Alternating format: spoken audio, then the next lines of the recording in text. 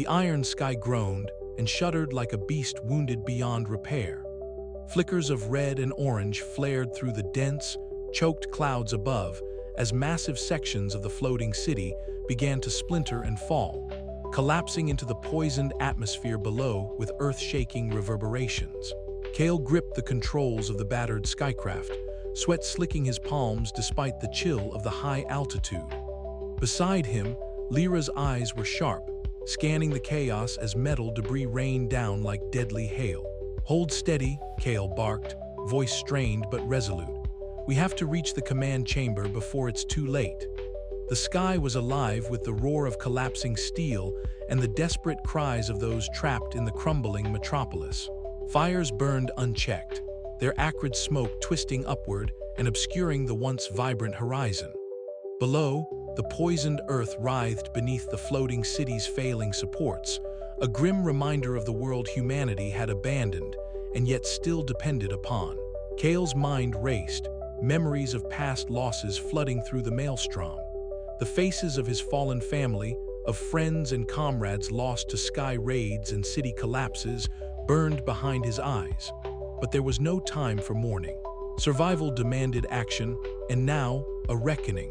As they neared the governor's stronghold, a vast steel fortress perched precariously on the city's highest segment, the skycraft was rocked violently. Lyra cursed under her breath, expertly maneuvering through the twisting wreckage. "They're sending sky guards after us," she said grimly. "Ralvik won't let us expose him without a fight." Kale nodded. "Then we'll give him one." Inside the command chamber, Governor Ralvik stood unmoving, the cold light of failing systems casting deep shadows across his sharp-featured face. The man who had ruled the floating cities with an iron fist now faced the inevitable collapse of his empire. Alarms blared, echoing the city's dying heartbeat, but Ralvik's voice was steady as he spoke into the comms, refusing to surrender. "Kale," the governor's voice crackled through the static, thick with disdain. "You think you can upend the order I've built? Without me, there is only chaos. You will destroy us all." "Maybe," Kale replied, voice firm. "But your order has already destroyed the Earth. It's time to let it fall." The battle that followed was brutal and unrelenting. Sky guards swarmed in mechanized wings, their sleek armor gleaming even as the city around them crumbled. Kale and Lyra fought with desperation born of countless losses, weaving through fire and steel, dodging missiles and shattered platforms. Jax's raiders appeared amidst the chaos, their wild assaults complicating the conflict, but also striking at Ralvik's forces in a bitter twist of fate. Below, in a makeshift medical bay, Iran and Myra worked tirelessly. The air was thick with smoke and antiseptic, punctuated by the groans of the wounded and the soft hum of life-saving machinery. Myra's hands trembled but did not falter, stitching wounds and calming panicked breaths. Iran's scientific mind raced even as fatigue threatened to overwhelm him. Every casualty was a reminder of the stakes, the future of a world still clinging to life. On the shattered skyline, Kale finally confronted Governor Ralvik atop a precarious platform, the inferno of the collapsing city painting their silhouettes against the darkening sky. Thunder rolled overhead, a storm breaking loose as if nature itself mourned the end of an era. "It's over, Ralvik," Kale said, eyes locked on the governor's steely gaze. "Your lies, your tyranny, it ends tonight." Ralvik's face twisted, a mixture of rage and something deeper, regret perhaps. "Order is necessary, Kale. Without it, you're nothing but chaos." "Maybe," Kale replied, stepping forward as the first drops of rain began to fall. "But I'd rather build something new from the ruins than live under your shadow forever." Their clash was fierce, a violent dance atop the edge of oblivion. Metal screeched and cracked beneath their feet, the city failing around them as thunder cracked like a judge's gavel. Each strike, each parry, was weighted with the fate of humanity itself. As the storm broke fully, washing away the dust and blood, Kale landed the final blow, sending Ralvik sprawling. The governor's empire was no more, yet as Kale looked out over the ruined cityscape, he knew this was not the end, but a beginning. The fragile hope of renewal flickered in the rain, a challenge to a wounded world. "We've survived the fall. Now we have to survive what comes next, Kale murmured, turning to the battered but unbroken rebels gathering behind him. The iron skies darkened, but beneath them, the first stirrings of a new dawn began to glow. The roar of collapsing steel echoed through the broken city, drowning out the cries of the fallen as Kale's victory rippled through the floating ruins. Yet even in triumph, uncertainty loomed. The poisoned earth below beckoned, a silent challenge to those brave enough to reclaim it. Kale's hand tightened around the worn patchwork of his scavenger gear. The battle had been won, but the war for survival was just beginning. To the surface, he whispered, we rebuild from the ashes, and beneath the iron skies, life stirred anew. The sky hung heavy above the fractured remains of the floating city, a dull gray mass pressing against the horizon, threatening rain yet offering none. Beneath its oppressive weight, the survivors gathered on the cracked concrete of what was once a bustling platform, now a jagged scar in the sky. Soot clung to their skin, mingling with tears that traced silent paths down tired faces. The air was thick with ash, swirling in the cold wind that whispered through broken steel beams and shattered glass. Kale stood at the edge of the platform, his lean frame silhouetted against the dimming light. The orange haze of dusk filtered through the poisoned atmosphere, casting long shadows that stretched across the ruins like dark fingers reaching into the past. His dark hair was tousled, and his scavenger gear bore fresh stains of smoke and dust. He breathed deeply, the acrid taste of destruction filling his lungs, and closed his eyes briefly to gather the shattered pieces of his resolve. Around him, voices murmured, soft words of sorrow, fragments of memories, and tentative hopes. Lyra paced nearby, her short-cropped red hair catching the last light as she spoke quietly with Iran, their faces drawn and serious. The worn map spread before them was peppered with notes and hastily drawn lines, marking safe zones, supply caches, and potential routes down to the Earth's surface. Their conversation was a careful dance of urgency and caution, a fragile collaboration born out of necessity. Myra moved with practiced care among the wounded, her hands steady even as exhaustion shadowed her face. She whispered reassurances, tending to cuts and burns, her presence a balm against the harshness of their reality. The cramped shelter was dimly lit by flickering lanterns, the shadows dancing across the walls as if echoing the turmoil within each soul. The uprising had left scars deeper than any physical wound, the loss of friends and enemies alike, the betrayal and the heartbreak. Yet amid the ruins, a new understanding took root. The regime's fall had opened a wound in the sky, but also a door. Kale knew that the true battle was only beginning. The earth below, poisoned and forgotten, waited. The survivors' future lay not in the fragile safety of the floating cities, but in reclaiming the ground beneath their feet. His thoughts drifted to the hidden bunker, the secret truths unearthed, and the sacrifices made. He recalled the faces of those lost, friends, foes, innocents caught in the crossfire. The weight of leadership pressed heavily on him, a mantle he had not sought but could no longer refuse.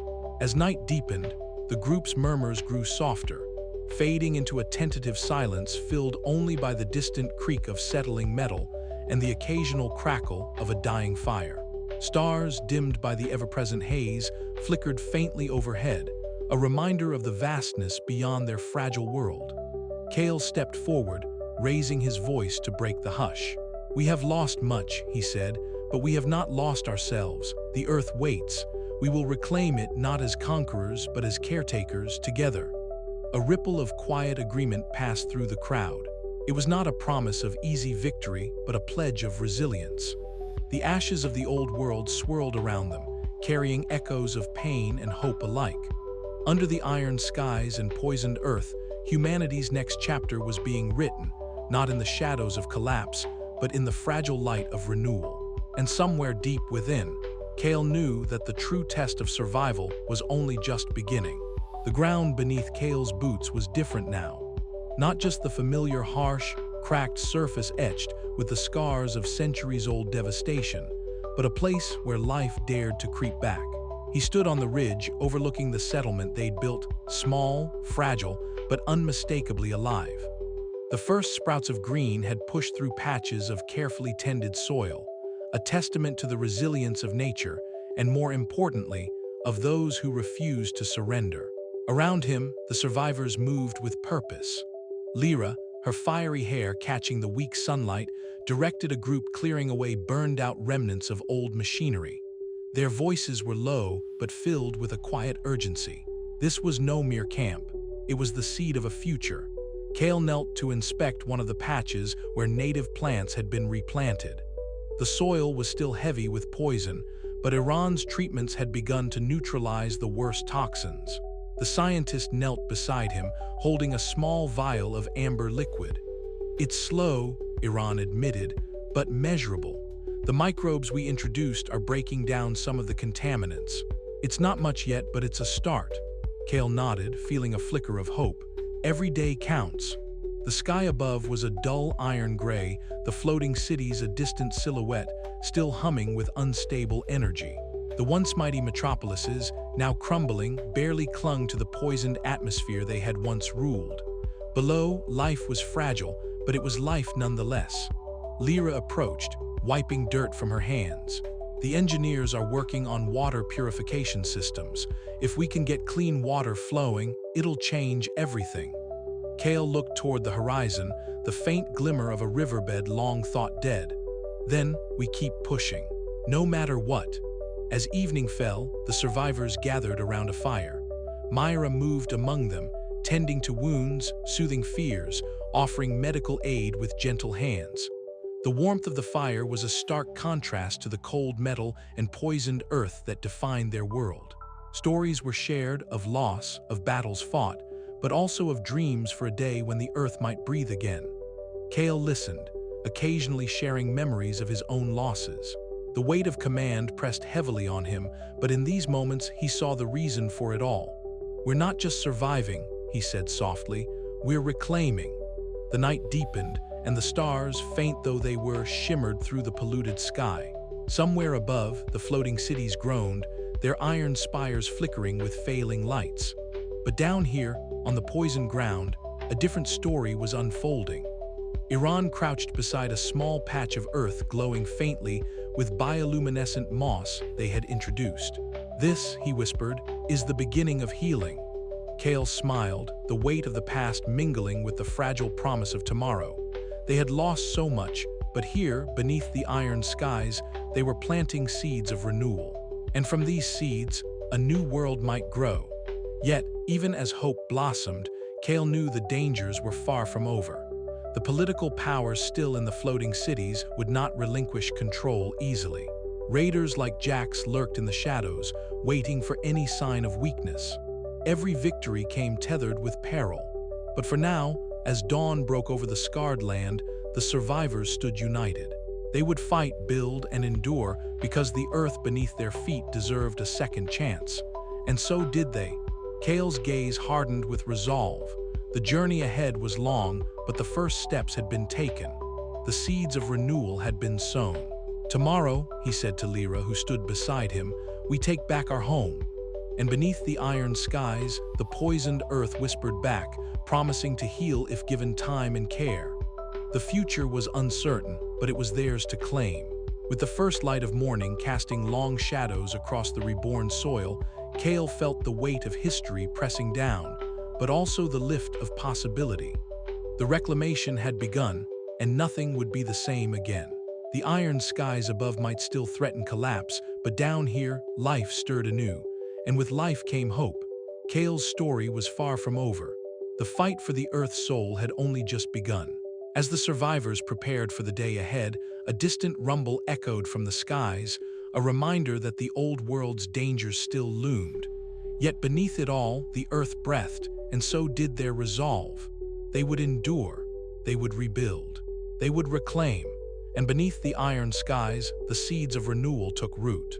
The air was thick with the scent of damp earth, and the sharp tang of rusted metal as Kale and Lyra pushed through the tangled overgrowth of what remained of the old city. Beneath their feet, cracked concrete jutted unevenly from the ground, swallowed partially by creeping vines and moss that whispered of time's slow reclamation. The sky above was a hazy blue, filtered through the dense canopy that had grown wild since the fall of the floating cities. Somewhere beneath the foliage, a faint hum thrummed, a low, steady pulse that beckoned them deeper into the ruins. Cale paused, brushing a strand of dark hair from his eyes, his gaze fixed on a faint glow emanating from beneath a collapsed archway. "Do you hear that?" he asked, his voice barely above a whisper. Lyra nodded, her short-cropped red hair catching the dappled light. "It's coming from down there. Whatever it is, it's still alive." With careful steps, they descended into the shadowed hollow, the undergrowth crunching softly beneath their boots. The hum grew louder, vibrating through the cracked stones as they approached a chamber half buried by debris. There, nestled in the ruins, was a device unlike any they had seen, a relic from Earth's forgotten past, its surface etched with glowing symbols that pulsed faintly against the grime. Iran was already there when they arrived, crouched beside the artifact with his glasses fogged and lab coat smeared with dirt. His thin fingers traced the inscriptions with reverence. "This is more than just a machine," he murmured, eyes wide with a mixture of awe and urgency. "If we can harness this technology, it could be the key to purifying the soil, to healing what's been poisoned." Cale crouched beside him, swallowing a lump of disbelief. For years, they had scoured the surface for scraps, for hope, and here it lay dormant, waiting. But the wild was unforgiving. As Cale reached out to touch the device, a sudden snap of vines startled them all.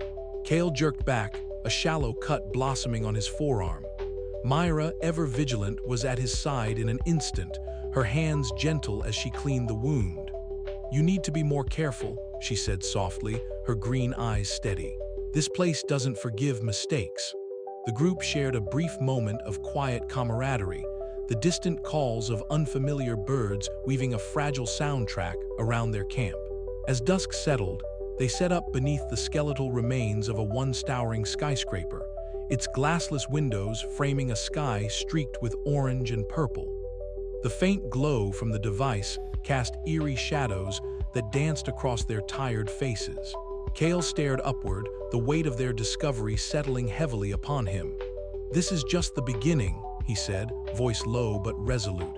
"If this technology can save the Earth, we have to protect it, no matter the cost." Lyra nodded, tightening the straps on her gear. "Then we move forward, together." Iran's gaze lingered on the device, a flicker of hope mingling with the fear of what they might awaken. "But we must be prepared," he warned. "Others will come for this, and not all will want to heal." As night cloaked the land, the faint hum persisted, a fragile beacon of hope beneath iron skies and poisoned earth, lighting the way toward the last horizon. The journey ahead promised peril, but also the promise of renewal. And for Cale and his companions, that promise was worth every risk. Beneath the iron skies, the air hung heavy with the scent of damp earth, faint and foreign to those who had known only the cold metal cages floating high above the poisoned ground.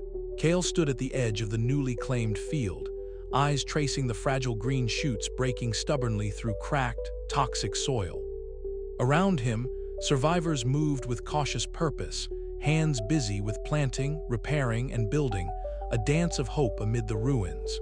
The sky above was a dull canvas smeared with lingering haze from years of decay and war, the sun's light muted but persistent. It was not the brilliant sky of old Earth, nor the stark steel blue of the floating cities, but something raw, real, and demanding. That sky bore the weight of humanity's failure and the promise of its rebirth. Cale's thoughts drifted back through the years, the endless scavenging in rusted corridors, the sharp crack of gunfire overhead, the faces of friends lost to betrayals and battle. He felt the ache deep in his chest, a wound both fresh and ancient. Yet here, beneath these iron skies, the faint pulse of life stirred, and with it, a stirring in his heart. "Cale," Lyra's voice broke through the quiet, soft but firm. She approached, her red hair streaked with dust and sweat, her eyes reflecting the same wary hope he carried. "The others are gathering around the fire, Myra's tending to the injured, and Iran's eager to share the latest findings." He nodded, taking a final breath of the cool, earthy air before following her steps toward the camp. The flickering firelight painted their faces in warm hues, chasing back the shadows of the long night. Around the fire, the group was a portrait of resilience, scarred, weary, but unbroken. Iran looked up from a worn set of schematics, glasses slipping down his nose. "The ancient technology could give us the tools to purify the soil and air," he said, voice low but steady. "It's a start, a way to fight back against the poison that's been choking this world." Myra added quietly, "And if we can keep everyone healthy, give them a chance to heal, there's no telling what we could rebuild." Cale felt the weight of their words settle like stones in his gut. The truth was clear. The path ahead was perilous, lined with unknown dangers and the ghosts of their past. Yet the alternative, clinging to the fractured metal cities, waiting for the inevitable collapse, was no longer an option. Later, alone in the dim glow of a makeshift command center, carved from the skeleton of a fallen sky platform, Cale traced his fingers over the maps and schematics spread before him, each line and symbol a thread in the tapestry of a new beginning. The hum of generators and the murmur of distant voices filled the space, a testament to life persisting against the odds. Memories flashed. The betrayals, the battles, the losses that shaped him. He paused, fingers lingering over a faded photograph tucked beneath the maps, the faces of those he had lost, their eyes forever etched with hope and sorrow. A sudden rumble shook the ground, a distant echo of the final collapse of the last floating city segment. Cale stepped outside just in time to see iron beams fall like ancient bones, the structure's death throes silhouetted against the dimming sky. Around him, survivors watched in silence, a collective breath held in reverence and fear. The dawn broke faintly through the heavy clouds, casting a pale light on the faces turned upward. It was a new day, fragile and uncertain, but theirs to claim. Cale inhaled deeply, the taste of earth and sky mingling on his tongue, and felt a cautious hope flicker within. "We are no longer beneath cities held aloft by steel and lies," he whispered. "We are beneath iron skies, yes, but also beneath the weight of our choices, and it is here on this scarred earth that we will decide what comes next." As the survivors set to work, planting seeds, repairing shelters, and sharing stories by firelight, Cale knew the journey was far from over. The ghosts of the past would not fade easily, and the poisoned earth still held its dangers. But together, they had taken the first steps toward healing a broken world. Under the iron skies and the heavy clouds, humanity's fragile flame burned anew, tense, unsteady, but undeniably alive. The story was ending, yet the true struggle, the true hope, had only just begun.